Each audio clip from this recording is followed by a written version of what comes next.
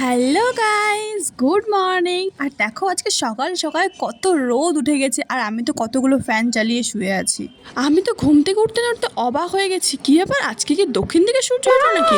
আমার দিদি গাইস সকাল সকাল উঠে পড়তে বসে গেছে, আর ওকে দেখে মনে হচ্ছে খুব সিরিয়াস, কারণ ওর এখন এক্সাম চলছে, সেই জন্য একটু বইয়ের সাথে দেখা করতে বসেছে।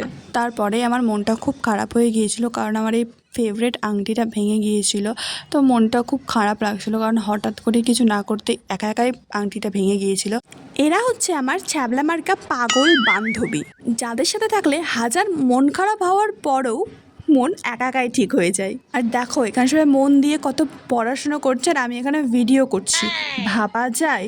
তারপরে টিউশন থেকে সোজা বাড়ি চলে আসলাম, আর বাড়ি এসে একটু পড়তে বসে গেলাম, কারণ পড়তে না বসলে তো মা আছেই পেছনে।